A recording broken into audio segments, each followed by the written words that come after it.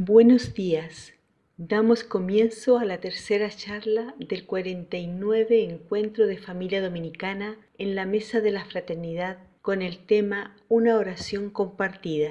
Esta charla estará a cargo de Sor Inmaculada López. Sor Inmaculada López, de nacionalidad española, valenciana, es una monja de clausura de 49 años que entró al convento de Murcia teniendo 18 años. Ahí transcurrió toda su vida religiosa hasta el año 2015, donde la Federación Nuestra Señora del Rosario de las Monjas Contemplativas le pidieron ir a Córdoba a prestar el servicio como maestra de novicia. En su juventud, Sor Inmaculada estaba estudiando veterinaria y dejó sus estudios para seguir a Jesús. También ha hecho un máster de formación con los jesuitas de Salamanca y se puede decir que es una persona autodidacta. La contemplación y el estudio van de la mano en su vida. Expresa que la oración es un modo de vida. No se trata de hacer oración, sino de ser orante, de vivir relacionándonos con el Padre, porque Cristo está en nosotros y somos movidos por el Espíritu. Un saludo muy fraterno a toda la familia dominicana. Estoy muy contenta de poder compartir con vosotros este encuentro de familia, por lo que agradezco de todo corazón a los que me han invitado para compartir mi experiencia como monja dominica. Soy Sor Inmaculada, tengo 49 años y entré al convento de Murcia cuando tenía 18 años. Allí ha transcurrido prácticamente toda mi vida religiosa hasta que en el año 2015 la Federación Nuestra Señora del Rosario me pidió venir a Córdoba como maestra de novicias. Y desde aquí estoy grabando gracias también a un encuentro y a una experiencia de familia con Antonio, que es laico de la fraternidad de aquí. Bueno, me han asignado el tema de una oración compartida. Y yo he dividido mi tema en 4 partes. Como luego vais a tener los papeles y los apuntes y eso, pues yo voy a ir, a lo mejor hay cosas que no las digo y están ahí, luego pues os puede servir para vuestra reflexión. Al comenzar esta ponencia sobre una oración compartida, pues quiero señalar como 2 premisas que a mí me han parecido muy importantes, porque van a estar como de fondo en todo lo que yo voy a ir desarrollando después, ¿eh? Son como ese color de fondo de un cuadro o como esa música continua, ¿no? que hace de soporte al desarrollo de toda una melodía. La primera premisa es la mesa. Ya sabéis que durante todo este año jubilar estamos reflexionando y trabajando en torno a este lema de en la mesa con domingo. Este lema, como sabéis, hace referencia a esta tabla de la Mascarela, que está en Bolonia, pero yo me vais a permitir hacer otra interpretación de esta mesa. A mi modo de ver, esta mesa no es solo la mesa de domingo, esta mesa es de Jesucristo, ¿eh? Y esta mesa es también de los pecadores. Igual que Jesús en el bautismo se puso a la fila de los pecadores para recibir el bautismo, pues también se sienta en esta mesa en la que comen los pecadores el pan de su amargura, la amargura de no conocerle y de no vivir según el Evangelio. Y vemos cómo Domingo asume este carisma propio de estar en esta mesa y es lo que nos ha transmitido a toda la familia dominicana, ¿eh? Domingo se sienta en esa mesa y a esa mesa es a la que nos invita a todos a sentarnos, especialmente en este año jubilar. Entonces me parece muy importante tener esto como de fondo, porque para profundizar en una oración compartida, para profundizar en lo que es la oración en fraternidad y profundizar en esta mesa de la fraternidad, es muy importante que una comunidad orante, sea la que sea, ¿no? Sea una comunidad de frailes, de monjas, de hermanas, de laicos o de jóvenes o una familia que reza, pues tener este fondo, ¿no? Estamos en la mesa de domingo, pero es la mesa de Jesucristo y es la mesa de los pecadores. La segunda premisa la he llamado la embajada. Y al hablar de oración, pues yo creo que hay que empezar a desmontar de nuestra cabeza muchas ideas que las hemos hecho nuestras, pero que son erróneas, ¿no? Y nos dan una visión de la oración completamente alejada de lo que es la auténtica oración. Para explicarlo me sirvo de esta comparación de la embajada, que no es mía, la he tomado de un autor, que ya lo tenéis ahí también en las notas de los apuntes. Entonces, ¿qué quiere decir esto de la embajada? Pues si yo estoy en un país extranjero y voy a la embajada de España, es como si yo entro en España, ¿no? Y ahí todo rige según las leyes de España, estoy en España. Y si yo estoy aquí en mi propio país, pero entro en la embajada de un país extranjero, es como si entrara en ese país, ¿no? Es un país diferente y ahí dentro todo se rige según ese país. Pues algo similar es la oración. No se trata de que yo hago oración, no se trata de que yo tenga momentos de oración y que cuando yo hago oración, pues Dios viene a mi encuentro, Dios se me acerca, Dios se me muestra, ¿no? Esa es la idea que yo quiero desmontar, ¿no? Cuando yo tomo conciencia de lo que es orar, pues es como que yo entro en Dios y allí es Él el que lleva la iniciativa, es el que dirige todo. Es como esa frase que le dice a Moisés, quítate las sandalias porque el lugar que pisas es terreno sagrado. Yo no hago nada en la oración, o sea, nos limitamos a tomar conciencia, a hacernos conscientes en ese momento de que Dios ya está ahí presente y yo me zambullo en esa oración, en esa atmósfera de Dios. Como dice San Pablo, ¿no? En Dios vivimos, nos movemos y existimos.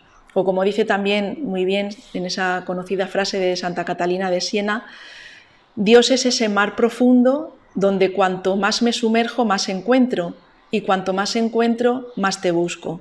Eres insaciable, pues llenándose el alma en tu abismo, no se sacia, porque siempre queda hambre de ti, deseando verte con luz en tu luz.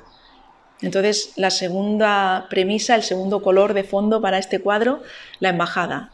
No soy yo quien hago oración, sino que yo entro en un terreno diferente, que es el de Dios. Bueno, pues con estos dos fundamentos voy a tratar de profundizar un poco en este tema de oración compartida, una oración compartida. Evidentemente yo os hablo desde mi experiencia como monja, de lo que yo he aprendido y de lo que trato de vivir, y espero que eso pues os sirva a vosotros para vuestra vida y sobre todo de reflexión en este año jubilar. La primera parte de este tema es la oración compartida, fundamentos bíblicos. Una oración compartida, según nuestro carisma dominicano, se nutre principalmente de la palabra de Dios, y al acudir a ella para ver qué podía encontrar como luces que me iluminaran en el camino, me he encontrado con varias cosas. En primer lugar, en la Escritura pues encontramos numerosos textos del Antiguo Testamento que nos hablan de la oración, de cómo oraba el pueblo de Israel, de cómo es la oración del justo.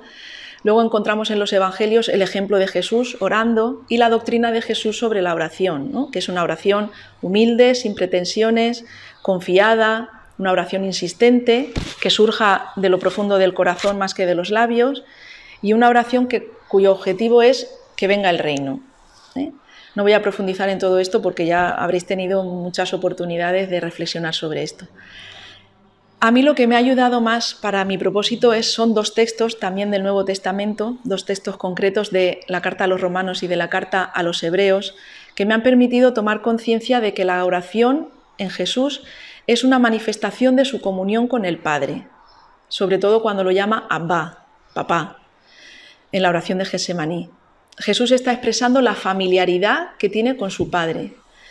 Y para mí he visto que esto es la oración, un modo de vida, como he dicho al principio, no se trata de hacer oración, no se trata de que yo me empeñe y con mi esfuerzo hago oración, sino que se trata de ser orantes y de vivir relacionándonos con nuestro Padre, porque Cristo está en nosotros y somos movidos por el Espíritu Santo. Voy a citar a este propósito a Timothy Radcliffe, que dice: con frecuencia concebimos la oración como el esfuerzo hecho para hablar con Dios. La oración parece a veces una lucha por alcanzar a un Dios distante. ¿Se trata solo de que nos oiga Él? No somos nosotros quienes rompemos el silencio. Cuando nosotros hablamos es una respuesta a las palabras recibidas. Entramos en una conversación que no ha sido iniciada por nosotros. El maestro Eckhart dijo: nosotros no rezamos, nosotros somos rezados. Nuestras propias palabras son la resonancia, la prolongación de la palabra que nos ha sido dirigida. Hasta aquí la cita del padre Timothy. Entonces yo me preguntaba, ¿cuál es esta palabra que nos ha sido dirigida y que permite que en nosotros surja esta oración compartida?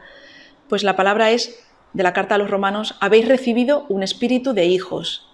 Orar es, por tanto, ir descubriendo, avivando, sacando a la luz desde nuestro propio fondo, movidos por el Espíritu, esa familiaridad con el Padre y desde Él construir la familiaridad con los hermanos, con todos los que también son hijos de Dios y también han recibido esta palabra. Toda la creación, como sigue diciendo San Pablo en este texto, gime con dolores de parto para que llegue el día en que se manifieste auténticamente esta condición nuestra de ser hijos de Dios. Y dice San Pablo muy bellamente que también nosotros gemimos en nuestro interior, y eso es la oración, como Jesús en el huerto de los olivos. Y es el Espíritu el que viene en nuestra ayuda, en ayuda de nuestra debilidad, para enseñarnos a orar como conviene, para poder gemir de acuerdo a los sentimientos del Hijo, para poder vivir desde esta condición de hijos. Este es el deseo que tiene que arder en el corazón de cada persona y de cada comunidad orante, que ora unida para que en ella se manifieste la gloria de Dios.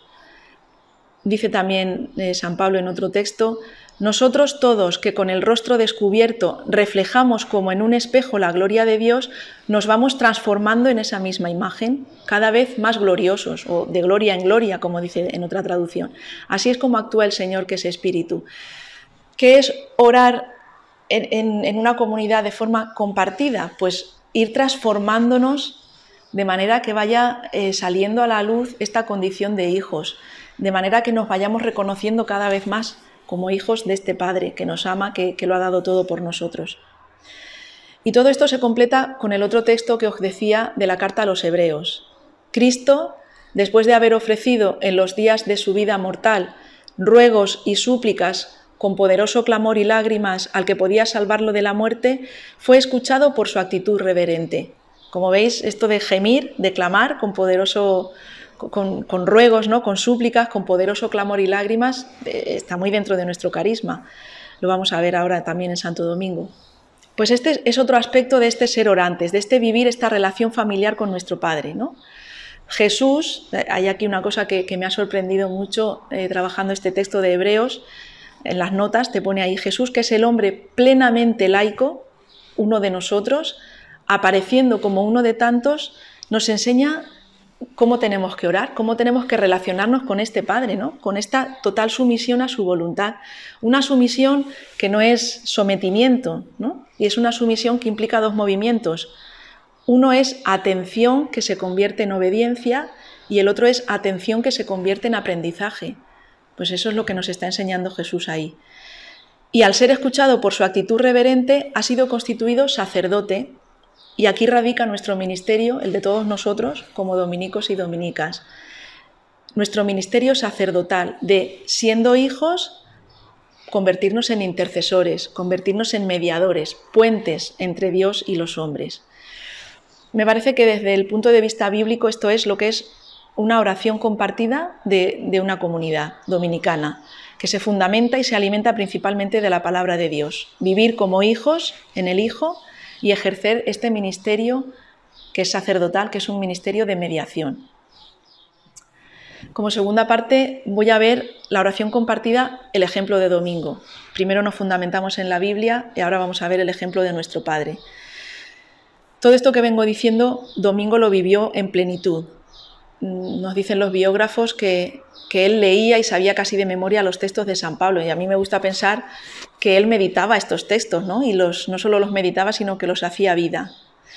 Domingo se sentó a la mesa de los pecadores. No solo se sentó, sino que, inspirado por el Señor, funda una orden precisamente para la salvación de las almas, una orden de predicadores para la salvación de las almas. Y Domingo vivía también en esta embajada, en esta atmósfera, envuelto por la palabra, ¿no? Continuamente movido hacia Dios, a quien continuamente hablaba y del que continuamente predicaba. Una oración compartida vivida desde el carisma peculiar de Santo Domingo, pues implica esta gracia singular de llorar por los pecadores, por los desdichados, por los afligidos, y de sentarnos a su mesa. Domingo gestaba estas calamidades en lo íntimo del sagrario de su compasión, y el amor que le quemaba por dentro salía bullendo al exterior en forma de lágrimas. Es una excelente combinación de contemplación y compasión que van a dar lugar al celo en la predicación. Esta frase no es mía, es del Padre Felicísimo. En la forma de vida de las monjas, que se describe en nuestras constituciones, leemos: las monjas, destinadas por Dios especialmente a la oración, no quedan excluidas de todo ministerio, pues escuchando la palabra, celebrándola y guardándola, anuncian el Evangelio de Dios con el testimonio de su vida. Querida familia dominicana, esto se puede extrapolar a todos nosotros, a toda la familia, sea cual sea tu carisma particular dentro de la familia dominicana. No solo los frailes predican y no solo las monjas oran. Yo hablo particularmente de nosotras, pero puede aplicarse a cualquier comunidad dominicana. Nuestra oración compartida es nuestro modo de predicar, es nuestro modo de hacer vida este carisma fundacional de domingo, de ser sagrario íntimo de compasión. Y de esta oración compartida, acogiendo todo ese sufrimiento de la humanidad, brota el celo predicador propio de una comunidad que ora unida. Si nos fijamos en el origen de nuestra orden, en Prulla, y vemos lo que era la santa predicación, ahí la experiencia de la incipiente orden de predicadores aúna, por un lado, la experiencia de oración compartida de monjas, frailes y laicos, como sabéis, familias enteras se donaban a la santa predicación. Y luego los frailes, ahí han estado todos orando, y los frailes salen a predicar esta experiencia compartida. No es que las monjas fueran fundadas para rezar por el fruto de la predicación de los frailes, que también, y además que lo hacemos con mucho entusiasmo. Es que aquel germen que allí se daba era en sí santa predicación, y al igual que la primitiva comunidad cristiana suscitaba la sorpresa de los paganos, que viendo cómo vivían decían, mirad cómo se aman, y esto les servía a ellos de conversión. Pues cuando los primeros frailes, con domingo a la cabeza, salían a predicar, desde Prulla, desde esa experiencia compartida de oración, ¿qué podían decir a sus contemporáneos, a los herejes, a la gente con la que se encontraban? ¿Qué les decían? ¿Queréis ver que esto es verdad? ¿Esto que predicamos es verdad? Venid a Prulla y lo veréis, ¿no? Y por último, Santo Domingo nos ofrece en su corta vida pues múltiples ejemplos de lo que es oración compartida. Todos los testigos de su vida resaltan cómo oraba, ¿no? Cómo él estaba siempre inmerso en este ambiente, en esta atmósfera de oración. Resaltan su familiaridad con el Señor y cómo estaba totalmente dedicado tanto a la oración personal, privada, como a la oración comunitaria por medio de la liturgia. A mí me gusta mucho esta frase dicha por Santo Domingo cuando van de camino: caminemos alegres y pensemos en el Salvador, en nuestro Salvador, porque veo ahí una personalidad totalmente envuelta por Dios, ¿no? que vive totalmente centrado, en plena atención de que está en Dios, ¿no? Y desde ahí es donde vive y desde ahí es desde donde predica. Y eso es lo que nos transmite y lo que nos pide como comunidad que ora unida, ¿no?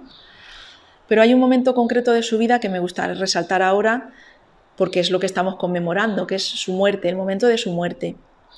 Domingo, como nos decían en unas clases, preparó su muerte como un acto litúrgico. Cuando llega a Bolonia, a finales de 1221, llega exhausto, llega enfermo y sin embargo no se priva de ir a la oración comunitaria, ni tampoco se priva de sumarse en lo posible a la vida de la comunidad.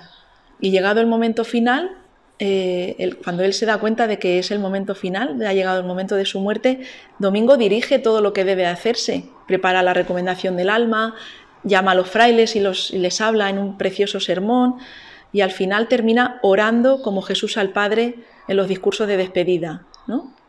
Qué bonito ver a Santo Domingo diciéndole al Padre en el momento de su muerte: Padre Santo, he perseverado en el cumplimiento de tu voluntad y he guardado y conservado a los que me diste. Yo te los recomiendo, consérvalos y custódialos. O sea, está haciendo un acto litúrgico, está como ofreciéndonos al Padre, igual que nosotros en la celebración de la Eucaristía se ofrece al final de la plegaria a Cristo, ¿no? Por Cristo, con Él y en Él. Pues Santo Domingo está haciendo eso con toda la orden, está orando. Me parece, por tanto, que la vida de Santo Domingo nos ofrece un testimonio muy valioso de lo que es una vida orante, de lo que es una comunidad que ora unida, de lo que es oración compartida, una vida vivida en Dios, no hacer oración, no tener... voy a hacer un momento de oración, no, sino una vida completamente vuelta hacia Dios, viviendo en plenitud este ser hijos de Dios. Por tanto, una comunidad dominicana fundamenta su oración compartida en el ejemplo de Santo Domingo y la alimenta también de la gracia carismática que ha recibido del Señor por medio de nuestro Padre. La tercera parte de esta ponencia se titula La oración compartida como momento de relación amorosa entre los miembros de la comunidad y con Dios. Habiendo puesto la base de estos fundamentos bíblicos y del ejemplo de nuestro Padre, pues ahora vamos a entrar ya en qué es propiamente esta oración compartida, ¿no? Como momento de relación amorosa. Y aquí me decía la hermana Marcela, que es la que me sugirió estos apartados, entre los miembros de la comunidad y con Dios. Y yo aquí cambiaría los términos, porque aquí el orden de los factores sí altera el producto. Y es que primero con Dios y desde ahí a los hermanos, ¿no? Entonces, la oración compartida como momento de relación amorosa con Dios y con los hermanos, entre los miembros de la comunidad, ¿no? Cuando oramos, ¿qué compartimos? Pues yo creo que lo que ponemos en relación, lo que ponemos ahí a compartir estamos poniendo a disposición de los demás la relación amorosa que cada uno tiene con Dios. En primer lugar con Dios y en segundo lugar estamos poniendo a compartir la relación amorosa con los hermanos. Esta relación amorosa de cada uno con Dios brota del amor, de la relación de amor y unidad que podemos tener entre nosotros, porque Él nos amó primero y desde ahí toda la comunidad queda implicada por igual. Nadie puede quedarse fuera de este compartir porque rompería esta relación amorosa y rompería la comunidad. Y nadie puede quedarse fuera tampoco de la relación amorosa, porque si no, ¿qué es lo que compartes? Y esto nos implica de tú a tú, es decir, no soy yo el que doy algo a la comunidad, sino que recibimos lo que entre todos ponemos en común, ¿no? Y todos ponemos en común lo que hemos recibido de otro con mayúscula. Y como nos dice San Pablo, hay más alegría en dar que en recibir, ¿no? Compartiendo, poniendo en juego esta relación de amor es cómo se va construyendo la comunidad y cómo se construye esta comunidad orante. Jesús en los discursos de despedida de la última cena pidió al Padre para nosotros unidad y amor. Como tú, Padre, en mí y yo en ti, que también sean uno en nosotros, para que el mundo crea. Por eso oramos juntos. Por eso ponemos a disposición de los hermanos nuestra propia relación de amor con el Padre, para no quedar encerrados en nosotros mismos, para no quedar absortos en nosotros mismos, porque entonces el fruto de la oración no saldría fuera, no fructificaría en los demás para que el mundo crea, ¿no? Y de esa oración compartida, de esa relación amorosa que se comparte, surge una auténtica predicación que va a revelar a los hombres, nuestros hermanos, el rostro de Jesucristo. Este momento de relación amorosa entre Dios y entre todos los hermanos nos habla de conocimiento, nos habla de ponerse delante de Dios sin máscaras, sin disfraces, sin defensas, desnudos, sin protección, tal como somos, porque Él nos conoce hasta el fondo, como dice el Salmo, tú me sondeas y me conoces, Señor, sondéame y conoce mi corazón. Y cuando en la Biblia se habla de esta forma de conocer, pues nos está haciendo referencia a dos cosas, a las relaciones amorosas entre los esposos, entre el novio y la novia, esto está de fondo el Cantar de los Cantares, pero también nos está hablando de la relación entre un padre y un hijo, de la relación de amistad, de la relación filial, como nos dice San Juan en el prólogo de su Evangelio, ¿no? El hijo que está en el seno del Padre es quien lo ha dado a conocer. Y este estar en el seno del Padre, pues es estar mirándose cara a cara, estar amándose en una relación de profunda intimidad. Pues eso es lo que tenemos que hacer cuando oramos juntos, ¿no? Mirarnos a la cara, mirar cada uno qué estamos compartiendo, ¿no? Por eso también nuestros coros y nuestros refectorios están dispuestos de manera que nos podamos mirar a la cara, ¿no? Que podamos vernos tal como somos, sin disfraces, sin máscaras, tal como nos ponemos delante de Dios, porque solo así se puede construir una verdadera comunidad fraterna. Y esta relación amorosa con Dios en la oración implica que cada uno haga una experiencia de vaciamiento, de kénosis, de despojamiento, de ir asumiendo los sentimientos del Hijo y de ir dándose cuenta de que Dios tiene la primacía en tu vida, de que la soberanía en tu vida la tiene Dios, pero no es una soberanía que esclaviza, es una soberanía que da libertad y verdad. Y si esto lo hace cada miembro de la comunidad, cada hermana de la comunidad hace esto, pues la oración compartida va a ser oración que comparte esa obra maravillosa que Dios va haciendo en cada uno, en el interior de cada alma, pero que no te la guardas para ti, sino que la pones en comunicación con el otro. Y esa relación amorosa de cada uno con Dios se va a revertir en el resto de la comunidad. también para esto hace falta un vaciamiento, una kenosis, no solo para mi relación personal con el Señor, también para mi relación con las hermanas, porque para amar al otro tengo que vaciarme de mí misma, tengo que hacer un éxodo desde mi corazón al corazón del hermano. El padre Timothy Radcliffe, que predicó en el año 2000 una conferencia a los abades benedictinos, hablaba un poco de esto, hablaba de la vida monástica y decía que la vida monástica tiene como centro un espacio, un vacío, en el que Dios puede manifestarse a sí mismo. Y a mí, no sé, me ha parecido hacer una pequeña analogía, ¿no?, entre eso que él dice sobre la vida monástica, pero aplicarlo a la vida de oración. Todos tenemos en nuestro centro un vacío donde Dios se puede manifestar, ¿no?, y donde Dios puede vivir y puede ser vislumbrado, porque la gloria de Dios siempre se manifiesta en un espacio vacío. Entonces, nuestro corazón es ese espacio vacío donde se manifiesta el trono de la gloria de Dios. Y manifestándose ahí se puede manifestar en la comunidad, porque si cada uno hace esta experiencia, eso es lo que vamos a poder compartir. Y en el centro, en ese centro vacío, va a estar siempre Dios. Ahí puede manifestar Él su ser Padre. Ahí podemos aprender nosotros cómo ser hijos. Y de ahí va a brotar la predicación hacia afuera, ¿no? Va a ser una oración compartida que va a revertir en el celo por la predicación. Y todo esto no es posible sin el Espíritu Santo. Este huésped del alma, que es el amor del Padre y del Hijo, es el amor que dice Jesús, que el amor con que tú me has amado esté en ellos y yo en ellos. Es el mismo amor que nos hace amarnos a nosotros, entre nosotros. Y esto también implica un proceso, porque no puedo amar lo que no conozco. Y para llegar a ese conocimiento hay que pasar por la escucha, por la empatía, por la comprensión, por el amor. Entonces compartimos la oración, compartimos esta relación amorosa, pero luego es así en la práctica. Yo me lo preguntaba porque veo que nos queda mucho camino por recorrer, ya que muchas veces pues solo compartimos lo superficial, ¿no? No profundizamos. Compartimos lo anecdótico de nuestra vida, lo banal, pero compartimos la fe, compartimos las luchas y sufrimientos, las crisis que tenemos, eso ya nos cuesta más. Compartimos nuestras historias de caídas, de pecados, la historia de salvación que Dios hace con cada uno. Compartimos nuestros anhelos más profundos, lo que deseamos, nuestras expectativas, qué esperamos de la comunidad, qué esperamos de la oración, qué esperamos de la orden. Pues a veces no, a veces nos quedamos solo, pues eso, en lo anecdótico, en lo superficial, ¿no? Sin embargo, la palabra de Dios también nos invita: confesaos los pecados y rezad unos por otros para que os curéis. Solo así creo que se puede construir una auténtica comunidad fraterna. Y esta relación amorosa de la oración compartida tiene que abarcar también todo esto, todos estos aspectos que he ido diciendo, para no caer en una oración que es rutina, ¿no? y que por ser rutina se vuelve infecunda, vacía de contenido y de sentido, y por tanto ineficaz, ¿no? Y así que pasa que esta relación amorosa con el Señor y entre los hermanos pues también se vuelve una costumbre y pierde toda la fuerza de la novedad del amor de Dios, ¿no?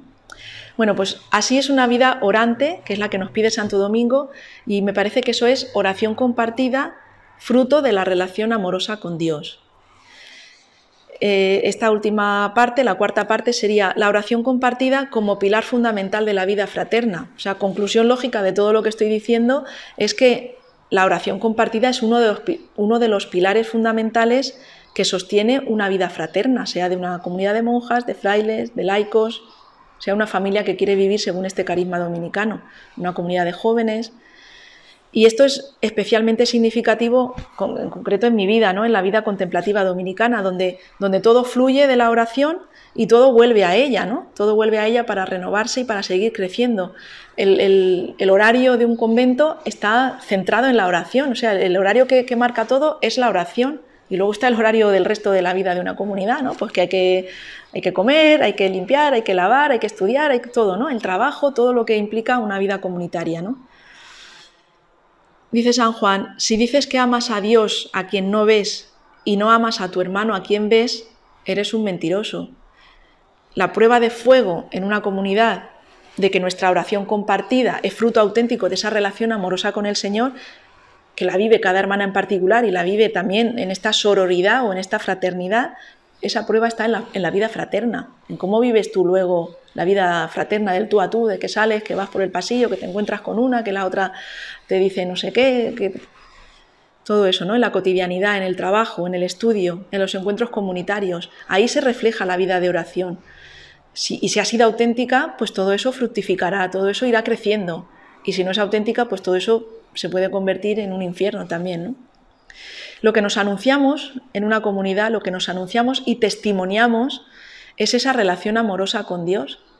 Es hacer vida el anuncio del apóstol Juan, lo que hemos oído, lo que hemos contemplado, lo que han palpado nuestras manos, eso, lo que tú has experimentado con Dios, pues primeramente lo testimonias a las hermanas que viven contigo y de ahí a todos los hombres como monjas predicadoras que somos.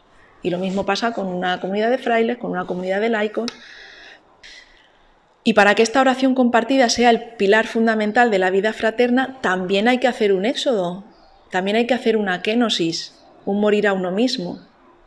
Hay una frase preciosa del padre Cristián de Sergé, el prior mártir de la comunidad de monjes trapenses en Argelia, que dice: el gozo de la Trinidad, Padre, Hijo y Espíritu Santo, es devolver la imagen y restaurar la semejanza jugando con las diferencias. Esto me parece clave para lo que estoy hablando, ¿no? En una comunidad fraterna hay que jugar con las diferencias, pero para restaurar esa imagen y semejanza en la que hemos sido creados. En la comunidad somos diferentes y no buscamos la uniformidad. Cada una va a tener una experiencia diferente de la oración, de su relación con Dios, del encuentro amoroso con el Señor, pues según su sensibilidad, según su psicología, según su formación, según la cultura que ha tenido, según la familia de la que provenga, según su capacidad. Pero todo ello compartido con todas las hermanas, pues puede dar un fruto que ni siquiera nosotras sospechamos. Y de ahí la importancia de los propios procesos personales y del proceso también comunitario, de compartirlo todo, ¿no? Y de compartir incluso lo vivido en la oración, en la intimidad con el Señor, porque de ahí va a venir una construcción de la comunidad sobre roca firme. Y el fruto de esta oración compartida pues es una vida predicadora, que va más allá de los muros del monasterio y que mueve el corazón de Dios y de tantas almas que lo buscan y que necesitan una palabra de aliento, que acuden a nosotros buscando, ¿no? Buscando ese sagrario íntimo de compasión donde poder sanar sus heridas. La oración compartida, principalmente la Eucaristía, la liturgia de las horas, es fuente de donde brota toda la vida de una comunidad fraterna. Y si a esa comunidad le falta esa gasolina de la oración compartida, pues corremos el riesgo de convertirnos en una ONG o en una empresa o en personas que se reúnen para desempeñar un trabajo particular o según unos intereses comunes, o llevar la gestión de obras apostólicas, sea un colegio, un hospital, en fin, una parroquia, pero todo ello no va a dar fruto si esa comunidad no está movida por esa relación amorosa que se comparte. Y para esto, pues, para que esto se dé así, pues hay que trabajar mucho los procesos personales y comunitarios, porque todo esto no se improvisa y tampoco se impone. Yo no puedo forzar a las hermanas a que compartan, ¿no? Eso tiene que prepararse, tiene que trabajarse y tiene que seguirse en esos procesos. Bueno, como conclusión final, pues al terminar esta reflexión en el marco de este año jubilar y reflexionando sobre este tema de la mesa de la fraternidad, una oración compartida, pues yo quisiera animaros a todos, ¿no? A toda la familia dominicana, a volver a este proyecto fundacional de Santo Domingo, donde la oración no es solo un medio que yo tengo para llegar a Dios, ¿eh? No es un medio de santificación, no es tampoco una práctica más entre todas las prácticas cristianas, ¿eh? Yo hago muchas cosas como cristiano y entre ellas hago oración. No. Para quien vive la espiritualidad dominicana, la oración es la atmósfera donde se desenvuelve mi ser cristiano dominicano, ¿no? Según el carisma de domingo. No es dedico un tiempo al día a la oración, sino que yo vivo en oración, o sea, mi vida se desenvuelve en la oración, mi vida es orante. Y yo creo que para esto ha inspirado el Señor la orden de predicadores, para estar con Él y para enviarlos a predicar, ¿no? Por eso la oración y la contemplación están motivadas por la misión apostólica y a la vez revierten en la misma. La oración compartida nos da la capacidad de mirar la historia con otros ojos, de ver el mundo con otros ojos, y nos permite reavivar este carisma especial que tuvo Santo Domingo, que tuvo nuestro Padre, hacia los pobres, hacia los pecadores, hacia los afligidos, de llevarlos a todos en el sagrario íntimo de la compasión, de que nuestra vida sea ese hospital de dolencias a donde cualquiera que lo necesite pueda acudir a curar sus heridas, a sanar, a recobrar fuerzas, a encontrar esperanza, ¿no? Y la familia dominicana creo que está llamada a hacer de nuestra oración compartida y de nuestra relación amorosa con el Señor ese lugar de encuentro, esa mesa de fraternidad donde también los pecadores tienen su sitio. Y cuando digo pecadores no es, digo todo el mundo que está lejos del Señor, que está necesitado de una palabra, ¿no? Y pueden entrar ahí en ese lugar, pueden sentarse a esa mesa, pueden curar sus heridas y reencontrar este gozo de la salvación, ¿eh? El padre Timothy también decía que la herida apostólica de domingo es una herida contemplativa, una herida vivida en las noches de oración